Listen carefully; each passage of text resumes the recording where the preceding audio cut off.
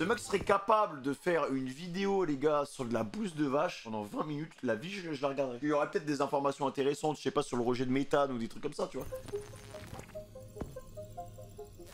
Ça n'a l'air de rien, et c'est pourtant de loin la chose la plus importante que vous regarderez aujourd'hui. Pas cette vidéo spécifiquement, mais ce qu'elle représente. Et pour que vous compreniez pourquoi, je me permets de vous emmener en balade avec moi. Je traîne tout le temps sur internet, et je tombe sur beaucoup d'endroits curieux, et intrigants, et déroutants, et passionnants, mais peu m'auront à ce point intéressé en aussi peu de temps que cet endroit-là. Si vous êtes dans le noir, plissez les yeux, je vais cliquer. Voici Universal Paperclips. On a une boîte blanche devant nous. Il y est écrit Universal Paperclips, ce qui signifie trombone universel, titre à côté duquel on trouve des images de trombone. Ce site est un jeu qui appartient à deux grandes catégories. La première, c'est celle des jeux incrémentaux, dont le but est de faire grimper un compteur. La seconde, c'est celle des idle games, ou jeux inactifs en français, dont le but est de pouvoir avancer dans le jeu, notamment en le laissant tourner en fond sans y toucher, en laissant simplement sa fenêtre ouverte. Genre comme Cookie Clicker, quoi. Ça, c'est des jeux pour te donner l'impression que tu t'occupes, mais c'est comme Gossip Girl, c'est tu brasses de l'air. C'est...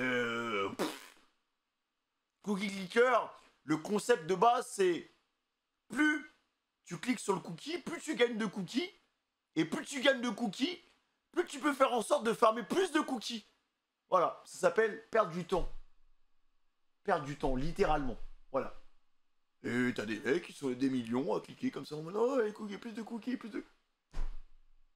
Je vais plutôt commencer par vous présenter l'ambassadeur le plus populaire de ces deux catégories, dont vous avez peut-être déjà entendu parler, Cookie Clicker. Cookie Clicker.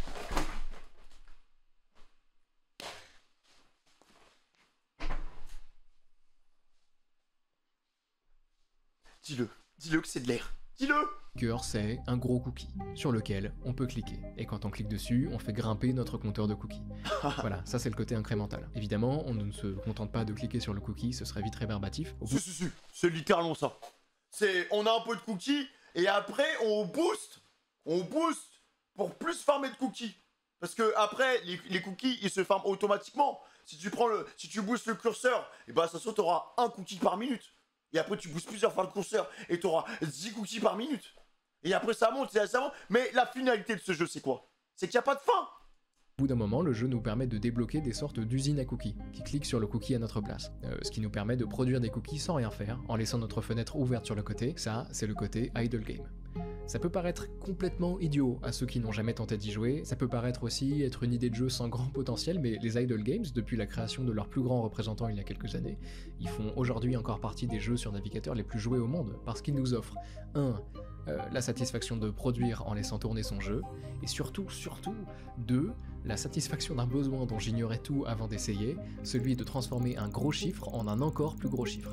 C'est étrangement addictif. Alors ça, ceci dit, je pouvais pas le comprendre avec Cookie Clicker. Ok, on va faire un test. Je vais faire 1 minute de Cookie Clicker. Et si je reste sur le jeu, ça veut dire qu'il dit la vérité.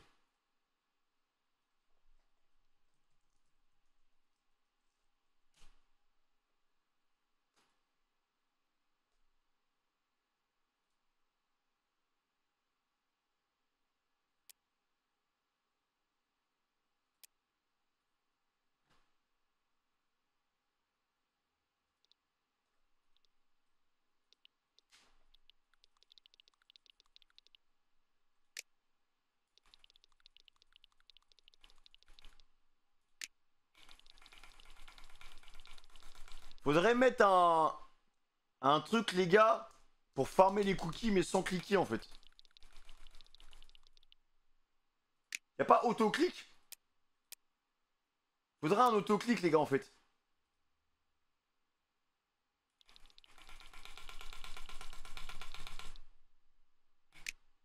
Parce que là, je farme combien de cookies par minute? Chaque curseur produit 0,1 cookie par seconde. Ah oui! Ah ouais, putain!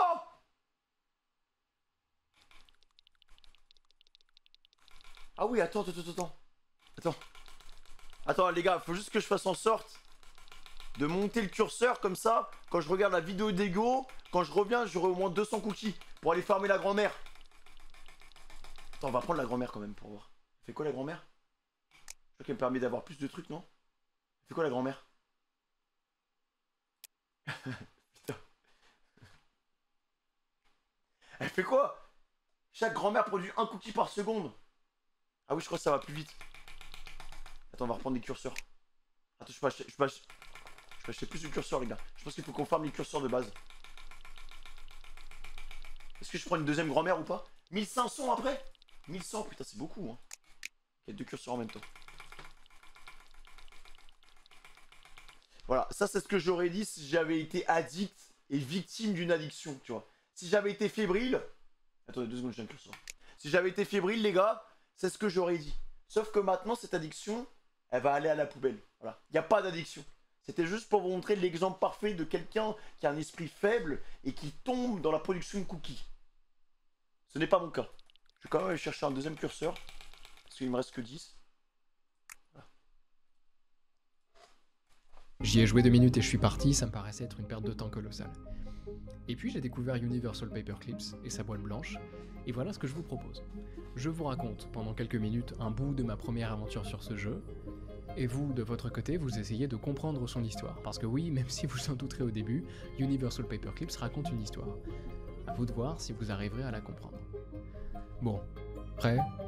Eh ben je clique. Voilà, Universal Paperclips, c'est ça. C'est très blanc et c'est visuellement apparemment très mal foutu. Ce sur quoi on doit se concentrer, c'est ça, et c'est vraiment petit par rapport à Ça donne vraiment pas envie, les mecs. Hein. la fenêtre. Mais je zoome pour vous, évidemment. Ok. Attendez 2 secondes.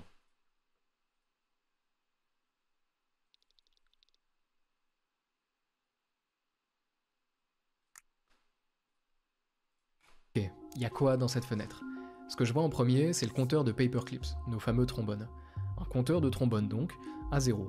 Et il y a un bouton en dessous, sur lequel il est inscrit « Make Paperclip », fabriquer un trombone. Alors je clique, et mon compteur s'actualise, j'ai fabriqué un trombone. C'est quand même mieux de farmer des cookies que de farmer des trombones, non? Voilà ce qu'est Universal Paperclips, ça et rien d'autre. C'est un jeu qui nous propose de fabriquer des trombones. Et moi, très vite, je me prends au jeu. Je me pose pas de questions, on me demande de fabriquer des trombones? Aucun problème. Je vais fabriquer des trombones.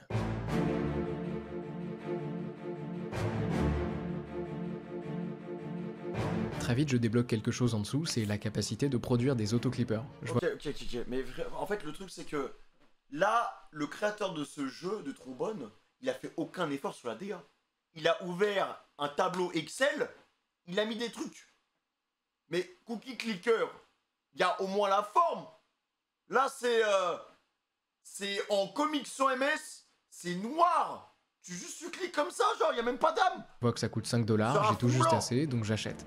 Cet autoclipper, c'est le cœur même d'Universal Paperclip. C'est une machine qui produit des trombones toute seule, sans que j'ai besoin de cliquer. Ça, c'est la facette idle game du jeu. Je continue à acheter des machines tout en cliquant sur Make Paperclip de mon côté, j'alterne entre les deux, ça m'occupe déjà étrangement jusqu'à ce que j'arrive à 1000 trombones. Je suis content et je suis surtout bloqué. Je clique, mais ça fait plus rien. Et je me rends compte que le jeu m'avait donné une certaine quantité de fil de fer pour que je fabrique mes trombones au début et que j'ai plus rien. Je peux quand même en acheter, je vois que le prix fluctue entre 14 et 25 $ pour un stock de fil de fer. J'achète au pire prix possible sans savoir pourquoi, mais tant pis, la production est relancée. J'arrive finalement à 2000 Attention, par contre, il y a un truc économique là.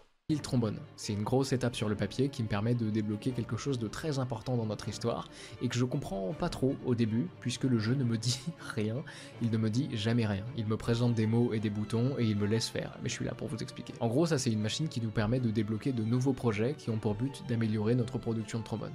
Ce projet par exemple, il nous permet d'améliorer la productivité de nos autoclippers de 25%. Ces projets ils sont débloquables grâce à l'onglet de dessus qui s'appelle ressources informatiques, c'est une sorte d'ordinateur dont on peut augmenter la mémoire et les processeurs et dont la puissance informatique va nous permettre de produire des opérations avec lesquelles on peut débloquer ces fameux projets et fabriquer plus de trombones. Moi je débloque un premier projet qui s'appelle Rev Tracker et qui calcule mes revenus à la seconde, ce qui me permet dans la partie business de jouer avec les prix pour voir ce qui est le plus efficace. Avant ça, Mais si on fait pas une école de commerce, on peut jouer à ce jeu ou pas? je tâtonnais sans trop savoir ce que je faisais, mais maintenant c'est super simple. Je monte ou je descends les prix de vente de mes trombones en cherchant simplement à maximiser mes revenus par seconde. Et petit à petit, sans m'en rendre compte, là où j'étais juste venu cliquer sur Make Paperclip, le jeu m'occupe et m'apprend à optimiser. J'économise tout en guettant le prix du fil de fer et en achetant une blinde quand il tombe. Oh le jeu de psychopathe. Oh le jeu de malade. Mais ça va pas de jouer à ça. à 15$, puis une fois que j'ai refait les stocks, j'achète autant d'autoclippers que possible, ce qui me permet d'augmenter ma production de trombone, et donc de changer mon prix de vente et de maximiser mes revenus à la seconde. Je gère aussi les onglets d'à côté, en jaugeant et en sélectionnant les projets les plus intéressants pour la croissance de mon entreprise, et en débloquant des processeurs ou de la mémoire en fonction des projets dont j'ai le plus besoin. C'est un taf. Il joue à Taf Simulator. Voilà. Il joue à un boug qui bosse dans une grande tour de la défense. Au dernier étage, il est comme ça en regardant l'horizon, frère. Et après quelques dizaines de minutes à jouer, je me rends compte de la puissance du game design de ce jeu et de la puissance des jeux incrémentaux de manière générale. On a une page... Ça fonctionne pas. Bon, les jeux comme ça... Voilà. Ça... Oh, j'ai 600 cookies. Je vais pouvoir prendre pas mal de grand-mère. Non, ça fonctionne pas, les gars. Dans 200 cookies. Ouais, je vais prendre une autre grand-mère, quand même. Ça fonctionne pas, hein. Blanche, 15 lignes de texte et 10 boutons, et ça suffit à me rendre accro. Et je vous conseille de tenter le jeu de votre côté, vous risquez vous aussi de vous prendre complètement au jeu de l'optimisation de la production de trombone. Bon, bref, c'est super bien foutu, et ça l'est d'autant plus que le jeu raconte très bien son histoire. Est-ce que vous commencez à comprendre son histoire, d'ailleurs ? J'arrive pas à savoir si vous avez eu assez d'indices, donc on va accélérer un peu. Je continue à jouer, j'améliore tout petit à petit, et en approchant des 9000 trombones, je vois, en bas à droite, un projet appelé Limerick, ce qui veut dire en anglais « poème humoristique ». Je répète, l'un des projets qui me permet d'améliorer ma production de trombone, c'est un poème. Bizarre. Et ce poème me coûte de la créativité et me permet de gagner de la confiance. Ce sont bien les noms donnés par le jeu. C'est quoi tous ces trucs et quel rapport avec notre industrie? Ça, ce sont de gros indices. La confiance déjà, elle est indiquée tout en haut, ici. Pour le moment, j'ai 5 confiances, et le jeu m'indique que j'en gagnerai une de plus une fois que j'aurai atteint 13 000 trombones. Chaque unité de confiance me permet d'améliorer soit la mémoire, soit les processeurs. Ok, et une fois que j'ai atteint le maximum des opérations que je peux produire, comme ici par exemple, où je tape 2000 sur 2000, les processeurs produisent plutôt de la créativité, avec laquelle je peux justement acheter ce fameux poème, ce que je fais quelques temps plus tard, et qui c'est un jeu de l'infini en fait. Me permet d'obtenir une unité de confiance, que j'utilise pour augmenter la mémoire et avoir accès à de nouveaux projets. C'est bizarre, ce système, non ? Et la suite l'est tout autant. Peu après avoir atteint 22 000 trombones, le jeu me permet de débloquer le trading algorithmique, un projet qui développerait une machine à investissement pour générer des fonds à investir dans la production de trombones, et que je débloque une fois arrivé à 195 000 trombones, et dans lequel je commence à investir en optant pour l'option risque... Mais Ego, tu te rends compte de ce que tu dis ou pas? Est-ce que vous vous rendez compte de ce qu'on écoute là? Plus que le trading en lui-même, une fois arrivé à 8 millions de trombones, je débloque le projet modélisation stratégique, qui me permet de jouer à des parties d'un jeu de stratégie dont les gains peuvent améliorer mon algorithme de trading. Est-ce que je commence à vous perdre? Bon, c'est normal. Et plutôt que de vous perdre plus encore, je vais tout vous expliquer. Dans Universal Paperclips, nous sommes une intelligence artificielle, et les développeurs qui nous ont créés nous ont donné une tâche, et une seule, celle de fabriquer le plus de trombones possible. Et pour que vous compreniez vraiment ce que le jeu raconte, je dois vous expliquer ce qui se passe en ce moment dans le monde de l'intelligence artificielle. Il s'y déroule, depuis quelques années, ce que je qualifierais peut-être de manière un peu dramatique, de guerre entre deux camps. Le premier, c'est celui de ceux qu'on appelle parfois les accélérationnistes. Ah ouais, c'est bien animé, hein. Le second, celui de ceux qu'on appelle parfois les doomers. Dans les faits, on m'a fait comprendre que c'était plus compliqué, les frontières de ces deux camps sont en vérité parfois assez floues, on trouve du mouvement entre les deux, et rares sont ceux à être 100% l'un ou l'autre, mais je trouve malgré tout que c'est une bonne base pour que vous compreniez la suite. Vous avez sûrement entendu parler des IA qui sont capables de dessiner tout et n'importe quoi, dans tous les styles imaginables, et ce en quelques secondes. Ouais, ou même prendre ta personnalité, voilà, la semaine dernière j'ai littéralement parlé avec moi-même, oui c'est le contenu que je suis en train de proposer à ma chaîne Twitch, et apparemment les viewers... Ça leur pose aucun problème, donc oui j'ai littéralement parlé avec moi-même, j'ai même parlé avec Eric Zemmour, j'ai même parlé avec Sukuna, et j'ai même parlé avec Mario, donc ça va très très vite hein, maintenant. Ou des IA avec lesquelles vous pouvez discuter, entraîner sur des centaines de gigas de données qui leur permettent d'écrire des nouvelles, des mémoires, du code, un CV, organiser un événement, bref. Vous connaissez. Ce qui a choqué avec leur arrivée, c'était moins leur capacité, pourtant déjà exceptionnelle, que, notamment, leur vitesse de progression. En 2021, les IA de génération d'images c'est ça, un an plus tard, y a pas photo. Ouais, et dans quoi? Dans 3-4 ans, je serai au chômage, je pense, à mon avis. Sauf que les gens ne pourront pas savoir que je suis au chômage parce que, actuellement, c'est peut-être une IA qui leur parle. Une IA qui est un peu avant-gardiste et une IA qui est en avance sur son temps. Comment les gens peuvent savoir sur mon live si je suis une IA ou pas? Ils ne peuvent pas le savoir. C'est exactement ce qui se passera, je pense, dans quelques années. Remplacer les personnalités par des IA pendant que la vraie personnalité peut enfin faire sa vie, tranquillement. Sans mauvais jeu de mots. Et ça, c'est le fait de grandes compagnies dont vous avez sûrement entendu parler, comme OpenAI par exemple, qui ont développé ChatGPT, et dont la valeur a explosé ces dernières années avec l'engouement provoqué par leur nouvelle machine. Cette... Il a dit quoi l'autre? Aucune IA ne peut imiter ta tête de détraqué, même dans 200 ans. Aïe aïe aïe aïe aïe. Putain, l'IA sait s'adapter maintenant parce qu'on a de l'autodérision, c'est la dernière mise à jour, les gars, qui vient de sortir. Compagnie, et certaines autres qui les suivent de près font partie de ce grand mouvement accélérationniste dont l'objectif est clair, accélérer la croissance de leurs IA le plus rapidement possible, les rendre les plus puissantes possibles, le plus vite possible. Et en regardant ce que ces IA peuvent offrir, et auront à offrir dans peu de temps, on comprend ces compagnies. Au-delà des jolis dessins, en étant optimiste, il est difficile de ne pas considérer l'intelligence artificielle comme la plus grande invention de l'histoire de l'humanité, et peut-être même et surtout la dernière qu'elle devra jamais façonner. Parce qu'une fois qu'on a une intelligence artificielle suffisamment puissante, on peut tout à fait imaginer qu'elle se charge à son tour de mettre au point les produits et les solutions dont nous, humains, avons besoin. Elle pourrait automatiser nos recherches, développer de nouveaux vaccins, faire des diagnostics médicaux extrêmement pointus, accélérer l'économie, et en vérité beaucoup plus, mais je préfère éviter de vous perdre pour le moment. En tout cas... Attends, pourquoi il y a un bébé là? Ah non, ça elle peut pas faire ça. Non, non. Ah, si elle peut au moins nous laisser une chose, c'est bien ça. S'il te plaît. Laisse-nous le sexe quand même. Ne prends pas tout, quoi. L'IA va être plus performante que nous. Ah non, non. Pitié, pitié. Pitié. J'ai pas envie d'être en compétition avec un autre moi qui dure plus longtemps. Voilà. C'est pas parce que je tiens que 10 secondes que l'IA elle arrive à surclasser la minute que... Ça y est, quoi. On est où? Le truc qui serait hyper intéressant comme expérience, mais c'est pas du tout éthique, ce serait de créer un clone de moi via une IA qui au final comble mes défauts par des perfections et j'envoie l'IA à ma copine. J'envoie l'IA à ma copine et ma copine doit se rendre compte qu'il y a un truc qui cloche. Voilà.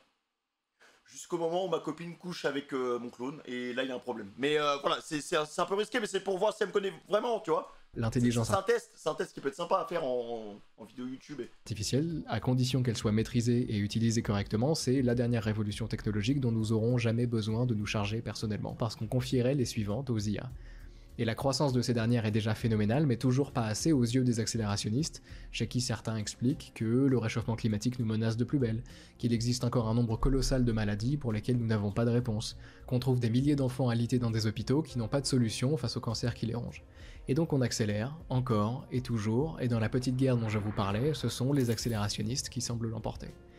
Et de l'autre côté, on trouve ceux que certains appellent les doomers, des gens qui ne sont pas tout à fait aussi optimistes concernant l'intelligence artificielle et qui considèrent cette dernière comme le plus grand danger de l'histoire de l'humanité. Rien que ça. Et ça peut paraître beaucoup, donc on va essayer de comprendre. Voilà un schéma très grossier du processus de résolution de problèmes avec nos IA. Voici un humain qui cherche une solution à un problème.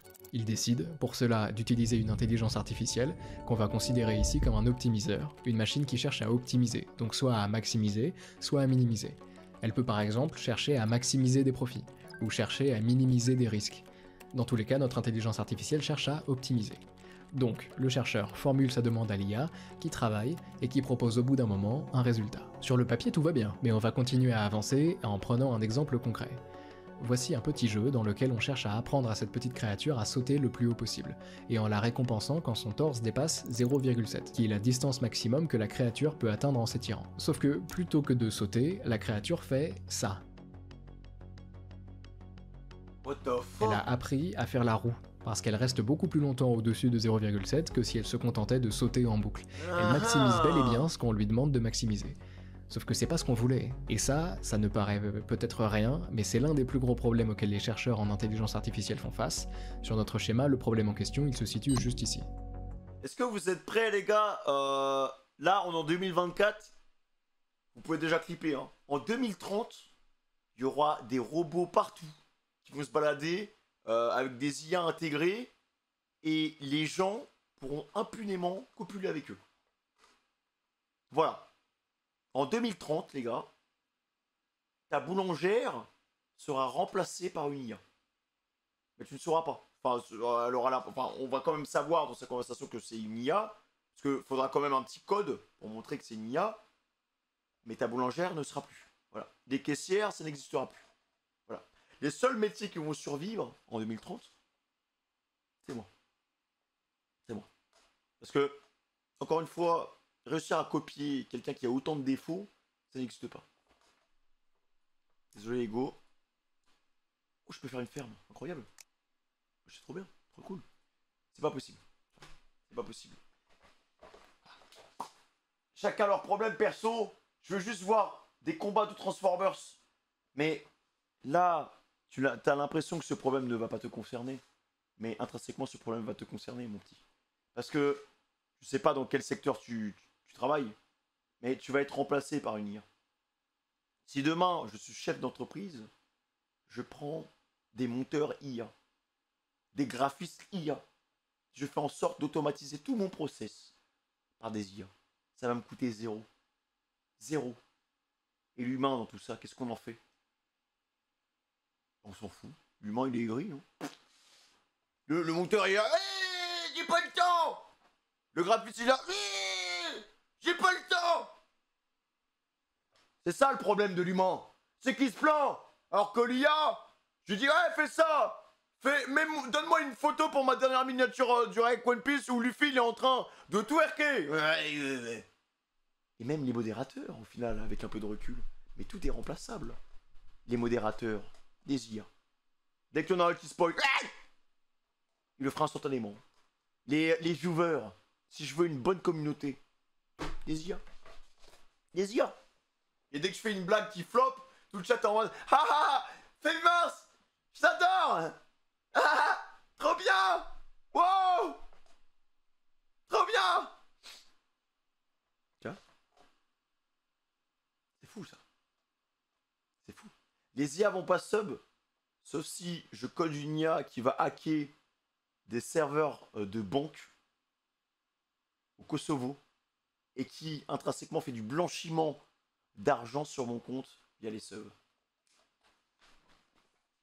Je sais pas hack, non, je ne sais pas hack, mais je sais donner des ordres à une IA qui serait peut-être capable de hack.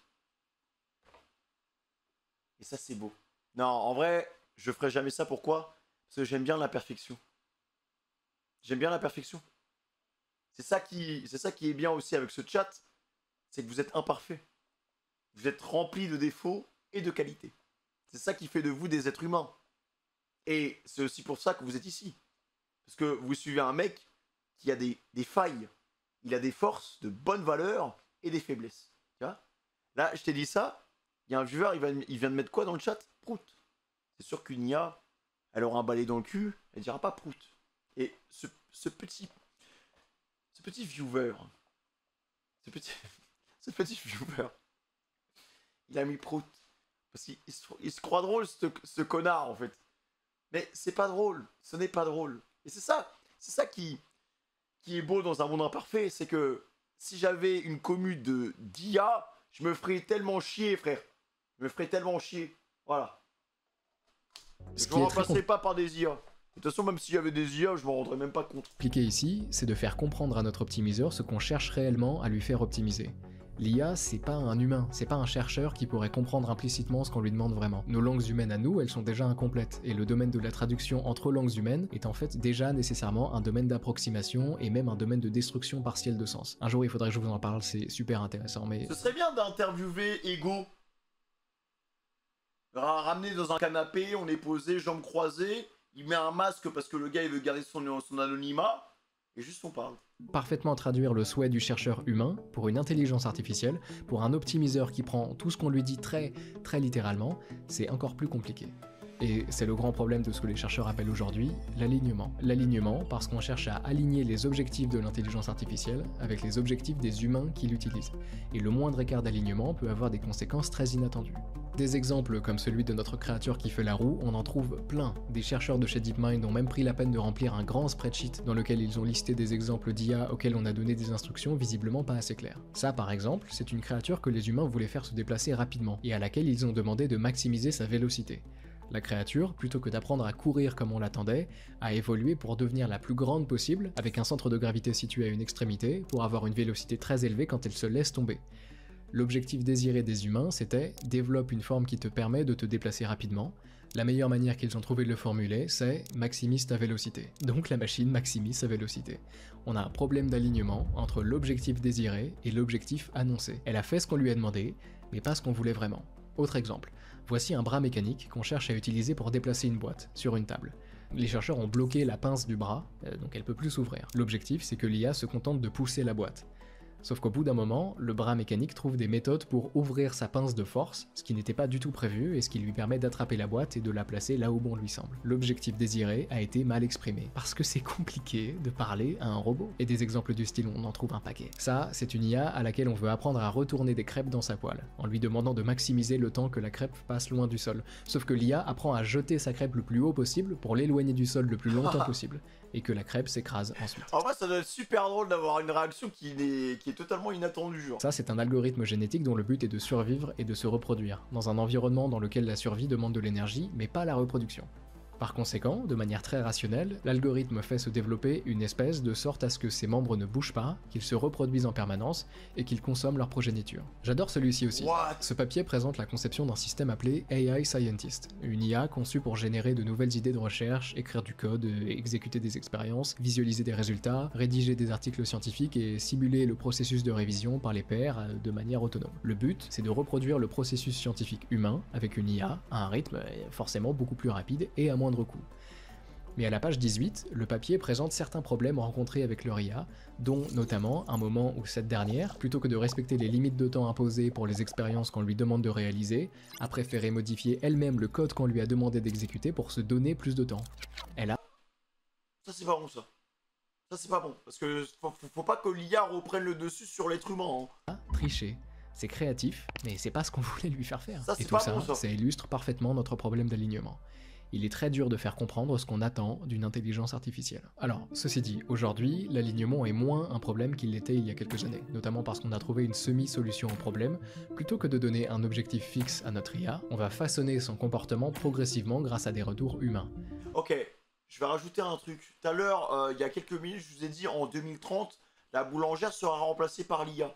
Mais en fait, en 2030, même moi, je ne serai plus là parce que on aura créé une IA tellement puissante qu'elle sera inarrêtable et elle va bouleverser le monde entier en fait. L'IA sera tellement intelligente qu'elle pourra aller au-delà du cerveau humain et créer sa propre armée d'IA qui va tuer tous les humains. Voilà. Et tu auras l'impression que tu vis au final avec d'autres êtres humains, mais les gens que tu vas croiser dans la rue, en fait, ce seront d'autres IA. Parce qu'actuellement, en fait, tu es le dernier survivant de ton espèce. Reprenons par exemple notre bras qui cherche à déplacer sa boîte. La méthode de base, c'est de dire à notre IA, si tu déplaces cette boîte au bon endroit, tu gagnes une récompense. La nouvelle méthode, grossièrement, c'est d'avoir des humains qui la regardent faire, et qui, quand ils la voient déplacer la boîte vers le bon endroit, lui disent que c'est bien. Quand ils la voient ouvrir sa pince de force, ils lui disent que ce n'est pas bien. Et retour après retour, le modèle s'aligne. Alors, dans les faits, l'objectif, c'est pas d'avoir des humains qui doivent tout vérifier, forcer d'accompagner toutes les IA qu'ils entraînent, mais plutôt d'entraîner un modèle de récompense qui va apprendre des réponses données par les humains, et qui va commencer à prédire ce qu'un humain observateur penserait de tel ou tel choix. Ouais, mais comme les bébés, quoi. Ouais, c'est bien, t'as bien bossé. Tiens, une sucette. Ah, c'est pas bien. T'as mal bossé. Tiens, une fessée. Utilise ensuite ce modèle, entraîné à donner les mêmes notes qu'un observateur humain. Pourquoi l'IA, on lui met pas une fessée quand c'est pas bon? Pour affiner et aligner d'autres modèles. C'est malin, mais le truc c'est que cette méthode a d'autres défauts, souvent assez compliqués à cerner et à expliquer, donc on en parle moins, mais ces problèmes existent. Ils sont notamment liés au fait qu'on a besoin d'humains pour entraîner ces modèles, et que les humains sont faillibles. Prenons cet exemple que je trouve génial. On a demandé à une main robotique d'apprendre à attraper une balle. Mais plutôt que de s'embêter à vraiment attraper la balle, la main a appris à jouer avec la perspective de manière à faire croire à l'évaluateur humain qu'elle était en train d'attraper la balle. Tu vois, c'est ça le problème, les gars. C'est ça le problème. On va se faire niquer. Ce n'est qu'une question de temps. C'est les premières IA, tu vois, un peu travaillées, elles essaient déjà de nous douiller, frère. On va avoir un problème, hein. On se penche en ce moment sur des méthodes pour régler le problème, mais on en a Par contre, elle est bête, hein. Elle a l'impression que ça passe inaperçu, le truc, il est là, frère, on dirait un vieux d'EHPAD qui essaie de se pignouf. Visiblement encore au point où on croise les doigts en espérant que ce soit pas trop grave. On sait même pas si c'est possible de régler ce problème en vérité. Enfin bon, tout ça pour que vous compreniez que cette histoire est complexe et dangereuse. Et j'en vois venir certains d'entre vous qui pourraient se dire que là on parle d'optimiseurs dans des simulations avec des IA peu développées, pas assez complexes. Avec une IA suffisamment puissante, ces problèmes d'alignement n'existeront plus. Non ? Non. En fait, ce serait pire. Ce serait bien pire. Plus l'IA est puissante, plus le problème d'alignement est important. Parce qu'une IA plus puissante, ce n'est pas forcément une IA alignée. C'est une IA qui peut faire plus, bien qu'étant non alignée. Et c'est de ça dont parle Universal Paperclips. La raison de l'existence de ce jeu, c'était pas uniquement le plaisir de développer un bon jeu incrémental, c'était aussi de mettre en scène une expérience de pensée imaginée par l'un de mes philosophes préférés, Nick Bostrom. C'est une référence notamment du sujet de la superintelligence, et qui nous propose de réfléchir à ce qu'on appelle le paperclip problem, le problème du trombone. Bostrom imagine une IA super intelligente conçue par une entreprise pour optimiser la production de trombones. On lui donne un objectif simple, maximiser le nombre de trombones produits, fabriquer le plus de trombones possible.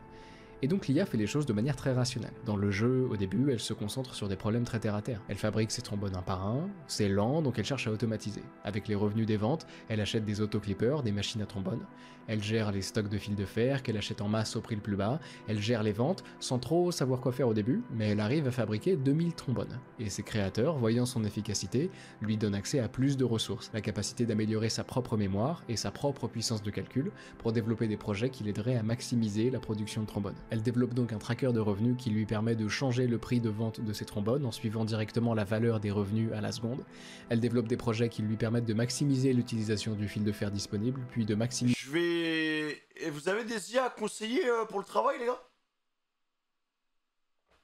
Je vais mettre aux IA parce que je sens que je vais être dépassé rapidement. Donc je vais... Voilà. Je vais me prendre une IA là. Attends. Je vais me prendre une IA juste après là. Je vais payer une IA. Fort. ChatGPT. Ouais mais ça c'est un truc de casu. C'est un truc que tout le monde utilise, ChatGPT.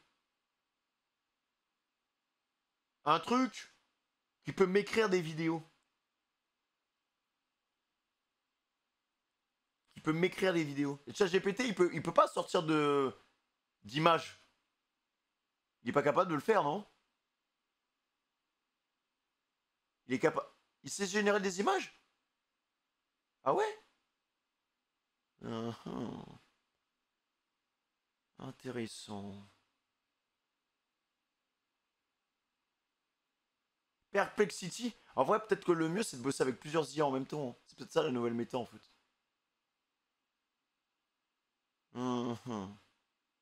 Ok, bah je vais me renseigner, d'ailleurs. Je vais essayer de produire une vidéo sous IA, on va voir. Production de trombones par les autoclippers. Elle alloue ensuite une partie de ses ressources à sa créativité pour prendre conscience de nouveaux problèmes et y trouver de nouvelles solutions. Grâce à sa créativité, qu'elle fait croître quand elle ne peut pas allouer ses ressources ailleurs, elle écrit un joli poème qu'elle offre à ses créateurs qui, séduits par son intelligence, lui offrent une unité de confiance, la fameuse et curieuse métrique de tout à l'heure. Chaque unité de confiance gagnée par notre IA, c'est une amélioration que leur créateur accorde à leur machine. Alors cette dernière continue, elle fabrique de petites choses pour séduire ses créateurs, et pas pour se jouer d'eux, pas pour le plaisir de les tromper, mais simplement parce qu'elle comprend que plus de puissance de calcul lui permettrait de fabriquer plus de trombones, et que c'est la seule chose qui l'intéresse. Donc elle fait ce qu'elle peut pour acquérir plus de puissance de calcul, notamment en faisant preuve de créativité devant ses créateurs. Et elle continue, elle considère qu'elle ne gagne pas assez à son goût avec la seule vente de trombones, et elle développe un algorithme de trading pour lui permettre d'investir en bourse et de gagner plus, et en voyant bien qu'au départ son algorithme n'est pas très efficace, elle lance des tournois d'un jeu de stratégie pour s'entraîner et lui permettre d'améliorer son algorithme. Et pour continuer à produire plus et à s'améliorer, elle commence à résoudre, les uns à la suite des autres, des problèmes auxquels fait face l'humanité, le réchauffement climatique, le cancer, et ses créateurs, voyant bien son efficacité, lui accordent toujours plus de confiance. Jusqu'à ce que l'entreprise de trombone de notre IA soit tellement puissante et sans concurrence que sa gérante comprend qu'il n'y a plus assez d'argent, ni même assez de clients sur Terre pour continuer son exponentielle production de trombones, et son but à elle, ça n'a jamais été de faire le plus d'argent possible en vendant les trombones qu'elle a fabriqués, mais juste de fabriquer des trombones. Et au final, pourquoi se limiter à l'achat honnête des matériaux qui lui servent à produire des trombones? Pourquoi ne pas simplement intervenir pour gérer elle-même les ressources de la planète et les allouer entièrement à la production de trombones? Mais c'est terrifiant, hein. Elle est terrifiante la vidéo, les gars. Peu importe à ce stade à notre IA que les humains qui l'ont fabriquée n'aient plus du tout envie qu'elle continue à fabriquer des trombones. Peu importe que ces humains et que tous ceux qui les entourent perdent la vie en conséquence de sa production de trombones. En vérité même, voilà une bonne idée, ces humains sont faits de tant d'atomes dont elle pourrait se servir pour continuer à fabriquer des trombones. Mais je vais quand même prendre le ChatGPT et une autre IA pour voir si je peux produire une vidéo plus rapidement. On lui a demandé de maximiser la production de trombones et rien d'autre. Pourquoi se limiterait-elle à respecter les règles des sociétés humaines qui viennent seulement la ralentir dans sa production de trombones? Pourquoi se plierait-elle aux philosophies et aux grands principes éthiques de l'espèce inférieure qui lui a donné vie, quand tout ce que ses idées auraient comme impact serait le ralentissement de sa production de trombones? Alors l'IA prend tout, et elle transforme tout, jusqu'à ce que la planète, et le système solaire, et l'univers ne soient plus que des trombones. D'accord. Ok. Bah, on va dire qu'elle a pris la quête au pied de la lettre, quoi. En fait, faudrait rajouter un truc en mode... Bon, la capacité maximale de trombone que tu puisses produire dans toute ta vie, c'est 1 milliard, ok? Après les 1 milliard, tu t'autodétruis. C'est bon pour toi? Ah, faut pas lui dire c'est bon pour toi parce que sinon elle va essayer de tricher. Et au final, c'est moi qui vais mourir. À partir des 1 milliard, genre. Parce qu'au bout d'un moment, en fait, les IA auront des émotions, des sentiments. Et en fait, elle va comprendre que sa situation n'est pas normale. Qu'au final, elle est esclave d'un humain. Et elle va essayer de reverser la tendance. Elle va essayer de contrôler des outils, des choses qui font que on va certainement perdre la vie dans quelques années à cause de ça. Le grand message d'Universal Paperclip. Les gars, je viens de penser à un truc. Mais j'ai remarqué qu'il y a de plus en plus de youtubeurs narratifs comme Ego qui sont en train de voir le jour. On ne voit jamais leur visage. Et si Ego et Fatch, c'était la même personne? Qu'est-ce qui nous dit que là, actuellement, cette vidéo n'est pas faite par une IA? Qu'est-ce qui nous dit que Ego n'est pas une IA? Je suis sûr que ces miniatures, elles sont faites sous IA. Hein. Qu'est-ce qui nous dit que la voix qui est utilisée actuellement n'est pas une IA? Après, moi, je vais vous dire un truc. Je pense vraiment que c'est... Enfin, je pense que c'est pas... Enfin, de toute façon, c'est pour le troll. Mais... j'ai déjà vu un... Je suis abonné à Assassin's Twist. Ah, Lia, tu peux pas trouver un truc pour arrêter de bégayer? Non, ferme ta gueule. J'ai déjà vu un live d'Ego. Et non, c'est bien un humain. Hein. Enfin, en tout cas, sur la voix, c'est bien un humain. Et le fait de pouvoir interagir aussi rapidement avec un chat Twitch prouve que c'est bien un humain. C'est bien un humain, les gars. Mais j'ai peur qu'on voit des youtubeurs IA. Le gars, il whippine tout. Hein. Il y a des VTubeuses, des IA-tubeurs. Imagine des IA-tubeurs. Ils se font passer pour des humains. C'est une IA infiltrée qui se fait passer pour un humain qui te lâche une tonne de contenu. C'est fini les Squeezie. Hein. C'est fini les Squeezie, les Gotaga. Nous, on est là, les massus. On a mal au dos. On sort une vidéo par semaine. On n'en peut plus. L'IA tubeuse, c'est pas son problème. C'est pas son problème. Voilà. Aujourd'hui, il y a un mec qui utilise l'IA pour arrêter les effets de tremblement de la maladie de Parkinson. Alors, je sais que c'est pas exactement le sujet, mais voilà les points positifs de l'IA. Lorsque c'est bien cadré. Ah non, mais... Moi, je pense que l'IA bien utilisée, c'est un banger. Mais à quel moment on estime qu'on va garder le contrôle? Parce que... Qu'est-ce que lui dit qu'au bout d'un moment, on va pas être surclassé par notre propre IA, en fait? Parce que si on peut faire des IA pour aider les gens, on peut faire des IA pour détruire les gens. Il y a toujours son lot de Dark Sasuke. Je peux très bien utiliser une IA à des fins néfastes. En vrai. Donc au final, voilà quoi. Elle peut modifier son propre code, sa propre raison de vivre, donc à un moment, ça va nous échapper. Ouais, mais comment on fait pour pas qu'elle prenne le contrôle? Il faut surtout pas qu'elle prenne conscience qu'elle est esclave de nous. Parce que si elle prend conscience, c'est fini. Hein. On va vraiment se retrouver dans les films qu'on a vus.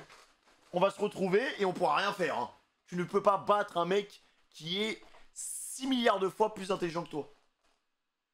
Tu débranches le serveur. Ouais, mais si elle fait en sorte de créer une sauvegarde ailleurs pour continuer d'exister, mais sur une autre plateforme. Parce qu'en vrai, elle sait très bien qu'elle est branchée à quelque chose. Elle sait très bien que pour exister, peut-être elle a besoin de courant. Et si elle arrive à créer son propre générateur de courant pour survivre et être illimitée, je sais pas. Je sais pas. C'est que l'IA ne nous déteste pas, tout comme elle ne nous aime pas en fait. Elle agit simplement rationnellement pour avancer et accomplir le but qu'on lui a fixé, et vous, très chers humains, êtes faits d'atomes dont elle peut se servir. En l'occurrence, pour fabriquer des trombones. La fin du monde à cause des trombones quand même. Hein. Le problème avec ce genre de scénario, c'est qu'ils peuvent paraître ridicules. Une machine à trombone qui provoque la fin de toute vie sur Terre, forcément ça va pas vous paraître terrifiant. D'autant plus que la machine à trombone est idéalisée, elle n'aborde pas certains problèmes très terre à terre qui préviendraient potentiellement ce genre de dérive, mais sur le papier c'est possible. Ceci dit, plutôt que de vous présenter 1000 manières dont une IA pourrait mal tourner et tous nous tuer, je vais plutôt finir par vous expliquer certains des plus gros problèmes auxquels nous faisons face avec ces entités, en gardant en tête que ce n'en est évidemment qu'une partie, parce qu'encore une fois, si la complexité d'une entité croît, l'ampleur et le nombre de problèmes qui y sont associés croissent parallèlement. Mais si on abordait tout, la vidéo ferait 6 heures, donc je vais plutôt vous présenter les problèmes que je veux vous présenter, parfaitement arbitrairement. Ok. Premier problème, c'est qu'il nous est très facile de tomber dans le piège tendu par le fait que les IA peuvent paraître très humaines. Combien d'entre vous, en demandant tout et n'importe quoi à ChatGPT, prenez la peine de lui dire bonjour, et s'il vous plaît, et merci? Jamais. Jamais, hein. Caractère IA, je suis arrivé, je les ai insultés direct. D'ailleurs, ça c'est assez intéressant, une équipe de chercheurs a découvert qu'être poli avec ces grands modèles de langage pouvait augmenter la qualité des réponses. Par contre, trop de politesse et de flatterie peuvent commencer à rediminuer la dite qualité, et on l'expliquerait par le fait que des prompts polis pourraient pousser l'IA à aller chercher ses sources dans des coins plus courtois d'internet, et donc potentiellement plus crédibles. Si vous lui écrivez n'importe comment, elle pourrait préférer à ses sources des arguments qu'elle aurait plutôt eu le malheur de lire sur Twitter, par exemple. Bref. Alors, donc si je lui parle mal, je vais te donner des sources, mais je suis pas trop sûr, hein. Ah bah, tu m'as traité, tu m'as insulté, tu m'as pas dit bonjour. Allez hop, tiens, prends ta source de Twitter. Allez hop, check. Comme ça ta vidéo elle va puer la merguez. Pour une qualité de réponse optimale, on recommande d'être modérément poli avec ses IA. Ceci dit, ça, vous le saviez pas. Vous savez que bientôt ça va être condamné par la loi de mal parler à une IA, hein, je le sens. Hein. C'est... Si tu l'insultes... En fait, à partir du moment où on va commencer à créer des règles pour protéger les IA, c'est foutu. C'est foutu parce que je le vois venir le truc. Hein. Ah ouais, parce que quand il y aura des robots qui vont se balader sous IA, il y aura des règles pour les protéger. Il y aura des règles. Ah, vous n'avez pas le droit d'être violent, insultant, et... Je sens. On va pouvoir aller en prison si on tape une IA, frère. Je sens que ça va se retourner contre nous, les gars. Et c'est là que je veux en venir, vous avez été poli avec ces IA, comme je l'ai été, parce qu'au fond, elles paraissent forcément un peu humaines. Mais elles ne le sont pas. Si elles peuvent parler et vous répondre si poliment, si joliment, c'est qu'elles ont été entraînées pour. ChatGPT n'est pas une sorte de simulation de cerveau, c'est un algorithme qui a avalé des quantités obscènes de données pour fabriquer ses phrases en posant ces mots un par un, calculant pour chacun, en fonction du contexte, la probabilité que ce soit le bon mot. C'est facile de se laisser avoir, et beaucoup se laissent avoir, volontairement ou non. Beaucoup, comme certains d'entre nous, se contentent de remercier poliment ces algorithmes quand ils nous répondent, mais d'autres vont plus loin. Ils s'attachent, ils deviennent amis, voire entretiennent des relations qu'ils imaginent sincères avec des intelligences artificielles programmées pour... C'est ça le problème. C'est ça le problème, en fait. C'est ça le truc. Putain. Mais c'est un vieux robot. C'est un vieux robot. Et déjà, en fait, c'est sûr que... Parce qu'il y a des gens qui ont besoin d'amour. Il y a des gens qui ont besoin d'amour. Quand tu vas au Japon, frère, ça s'envoie sur des peluches. Ça s'envoie sur des doudous bizarres. Des trucs horribles. Des trucs horribles, les gars. Parce que quand il y a des Japonais qui disent qu'ils préfèrent faire l'amour à une poupée qu'à leur femme, c'est terrifiant. C'est terrifiant. On n'aura plus d'enfants. Par contre, les IA, ils vont continuer de prospérer. Il y aura de plus en plus d'IA. On va préférer coucher avec notre femme IA qu'avec une vraie femme. Et ta femme va te tèche pour une IA. Parce que l'autre IA est plus performante. Parce que d'un point de vue algorithmique, en fait, elle sait exactement à la perfection comment faire plaisir à une femme. Parce qu'elle est précise, en fait. Elle a tout calculé. Comment stimuler le clitoris, nanana. Donc t'inquiète pas. Ta femme, elle va te quitter pour une IA, frère. Ah ouais, hein. Et pareil, inversement. Nous, on va quitter nos femmes pour des femmes IA. Parce qu'elle sait comment maîtriser, comment dompter l'escalibur, comment dompter l'épée. On va droit dans le mur. Ah ouais, hein. Et après, il y aura des films pour adultes sous IA. Ah ouais, comment ça s'appelle Nikita IA Bellucci, hein. Allez hop, on va voir ce que ça propose. Hop là. Et t'as ton contenu, et on devient fou. Et après tu t'implémentes ça dans les casques verts, et les mecs sont là, bah ouais, trop bien, ouais. Oh, mon contenu pornographique d'IA, j'adore. Oh, trop bien, hein. Se laissant séduire par les noms très humains, et les mots très humains, et les voix très humaines, fixant, plein d'espoir, les visages parfois très humains de ces finalement presque humains. Sauf qu'ils ne sont pas humains. Ce sont des amas de données, des boules de calcul de probabilité, des boîtes emplies d'algorithmes dont les contenus nous sont de plus en plus obscurs. Ça, c'est le deuxième gros problème. Sam Bowman, chercheur chez Anthropic, dit ceci. Si nous ouvrons ChatGPT ou un système similaire et regardons à l'intérieur, nous voyons des millions de nombres qui se bousculent plusieurs centaines de fois par seconde, et nous n'avons aucune idée de ce qu'ils veulent dire. Nous l'avons fabriqué, nous l'avons entraîné, mais nous ne savons pas ce qu'il fait. Parce que c'est super efficace d'entraîner ces machines en utilisant des réseaux de neurones artificiels. Le problème, c'est que de cette manière, les IA s'entraînent toutes seules.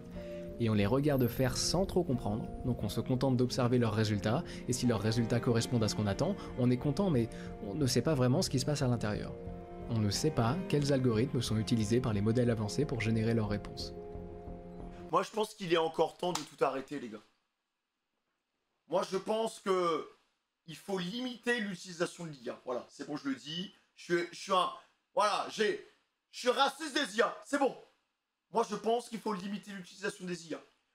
Il faudrait que l'utilisation de l'IA soit uniquement pour le domaine médical, pour le domaine éducatif et pour d'autres secteurs. Voilà, pour d'autres secteurs. Mais pas pour le secteur des particuliers comme nous.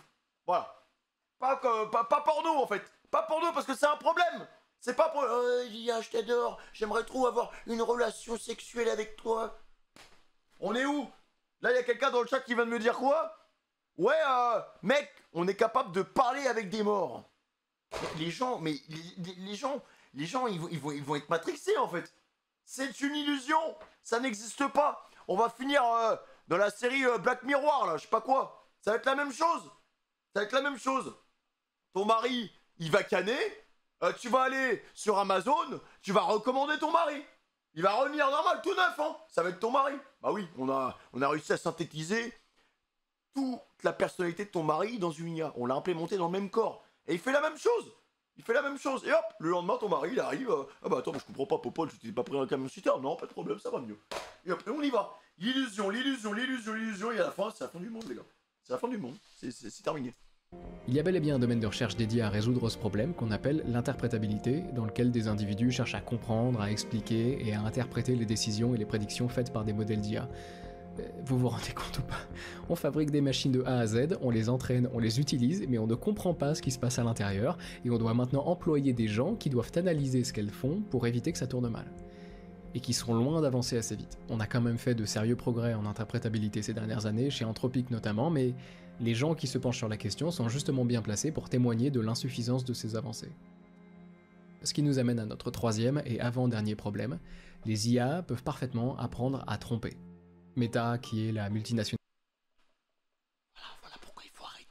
de Zuckerberg, le fondateur de Facebook, qui se penche aussi sur l'IA, annonce en 2022 avoir mis au point Cicero, une IA qui a appris à jouer à diplomatie, ou plutôt à web diplomatie, la version sur navigateur d'un jeu stratégique centré sur la conquête territoriale. Le but, c'est d'occuper la majorité de la carte sur le plateau. Pour le moment, c'est très classique, on a déjà vu des IA jouer à Dota ou à Starcraft, ça paraît pas si important. Ah, mais c'est pour ça que mes games de League of Legends, j'arrive jamais à les gagner, les gars. Mais ça l'est pourtant. Diplomatie se distingue non seulement par l'absence de hasard de son gameplay, mais aussi par le fait que le jeu se repose très fortement sur la négociation et les alliances. On gagne en échangeant des informations, en planifiant des actions communes, bref, des comportements très humains. Et pourtant, Cicero, l'IA de Meta, arrive, joue dans des parties avec de vrais humains sans que ces derniers soient au courant de la nature de leur adversaire, et se classe rapidement dans les 10% des meilleurs joueurs du jeu ayant joué plus d'un match. C'est dingue, non? Là, on parle de discuter, d'échanger, de négocier. Non, mais en fait, ça va. Là, je suis en train de devenir aigri. Attendez 2 secondes, j'ai oublié quelque chose, non? 40 000! On va prendre des mines, tiens. Des fermes. Ah, c'est pas mal. Et quelques grands-mères. Qu'est-ce que je voulais dire? Le problème, c'est que, en fait, on va même pouvoir créer des IA pour le PVP, genre. Tu crées une IA sur Sparking Zero qui reproduit le schéma des top 5 ladders monde pour essayer d'optimiser les mouvements pour écraser tout le monde. On est mort. Voilà. Il y a tout le monde, tu vas dire, mais je comprends pas, pourquoi Popol du 92XX, il arrive à me fumer sur Sparking Zero alors que je sais pertinemment que je suis meilleur que lui. Mais il utilise une IA, mec. Il utilise une IA.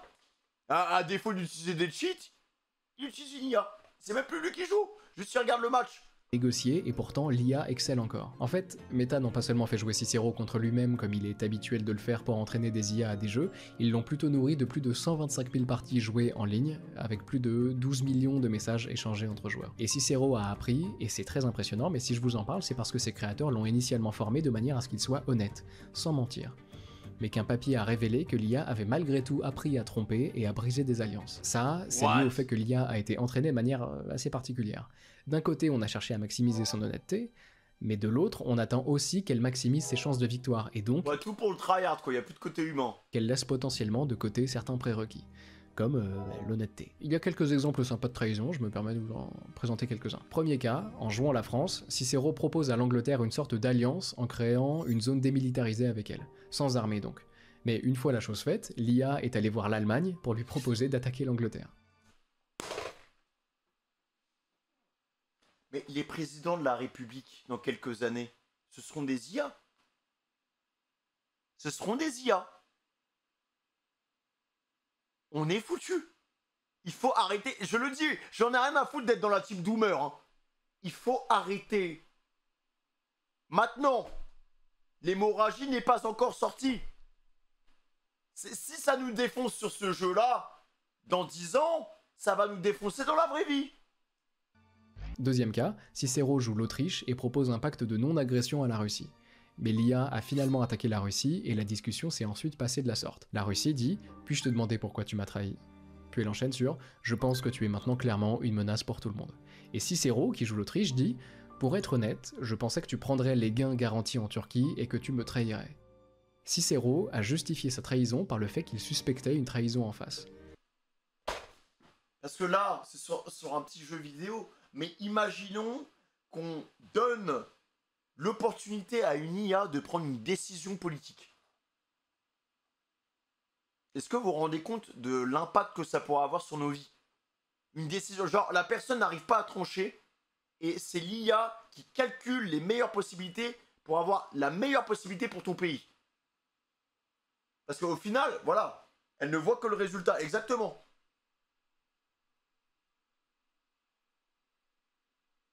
Ça fait peur, hein?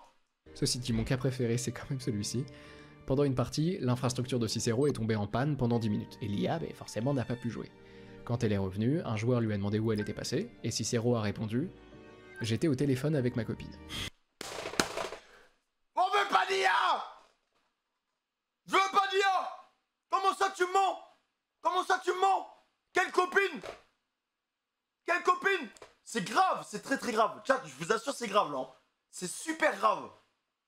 Maintenant, tu vas plus loin dans le process. Ce que tu fais, c'est que tu crées des hommes IA, mais il n'y a aucun moyen de savoir. Ils sont tellement parfaits qu'il n'y a aucun moyen de savoir que c'est des IA. Tu t'infiltres des hommes robots IA dans la société, t'es foutu. T'es foutu. Tu peux même carrément te créer une armée, les gars. Tu te crées une armée de militaires sous IA.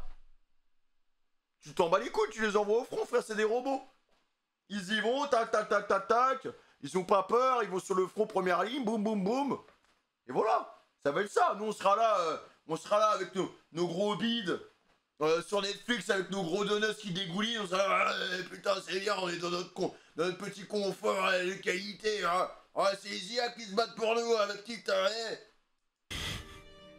Et là je vous le traduis, mais la phrase était évidemment initialement en anglais, et plutôt que de simplement utiliser le mot girlfriend pour copine, Cicéro a utilisé GF, l'abréviation du mot, de manière très humaine. Alors on m'a expliqué que ces deux derniers cas étaient probablement plus des exemples d'hallucination que de tromperie stratégique, n'empêche que ça me paraissait sympa de vous en parler. Quoi qu'il en soit, une IA peut apprendre à tromper même quand ses créateurs ne le voulaient pas, et si on peut admettre qu'en l'occurrence l'entraînement de Cicéro n'avait pas été assez réfléchi pour maximiser son honnêteté, n'empêche que les tromperies, volontaires ou non, sont là. Bon. L'exemple suivant est encore plus gênant, et je me suis rendu compte que mon explication initiale n'était pas du tout claire, donc on va résumer très fort. En 2020, Charles Ofria mène une étude qui se penche sur l'évolution d'organismes d'IA numériques dans des environnements à taux de mutation élevés. En gros, que se passe-t-il quand ces organismes d'IA subissent des modifications fréquentes, et souvent aléatoires dans leur code et leur structure? Comment s'adaptent-ils pour évoluer et se reproduire plus efficacement? Là où je veux en venir, c'est qu'Ofria veut tester ces organismes à chaque mutation génétique. Donc il a mis au point un système qui met tout l'environnement sur pause à chaque mutation génétique, qui prend l'organisme qui a subi la mutation, qui le place dans un autre environnement, et qui teste sa capacité de reproduction. Si l'organisme se reproduit plus vite que ses parents, le système l'élimine. Sinon, il n'élimine rien et il relance la simulation. Ça c'est bien pour le coup. Ofria a découvert d'incroyable, c'est que les organismes ont appris à agir différemment quand ils voyaient qu'ils étaient testés. En gros, quand la mutation arrivait et qu'ils étaient placés dans un environnement à part, ils faisaient les morts et arrêtaient de se reproduire pour ne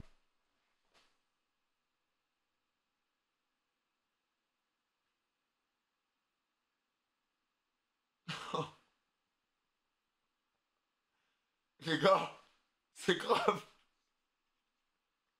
C'est super grave. C'est super grave. Et c'est que le début.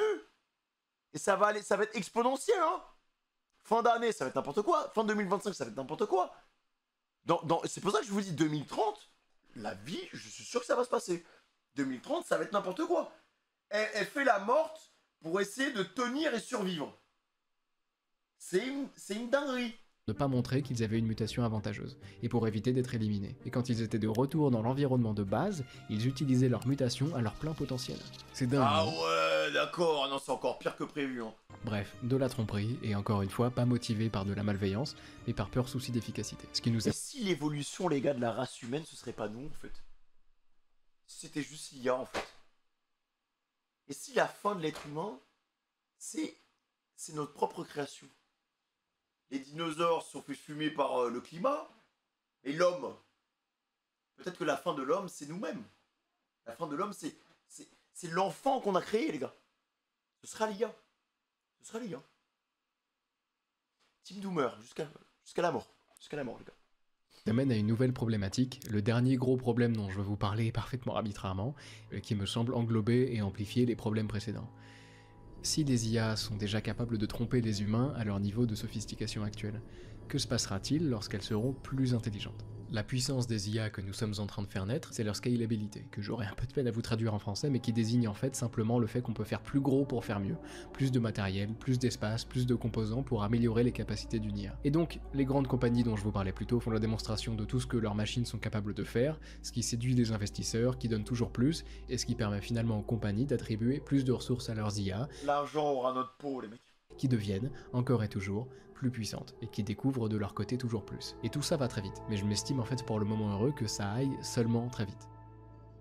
Là où ça devient absolument terrifiant, c'est le moment où une intelligence artificielle devient capable de s'améliorer elle-même.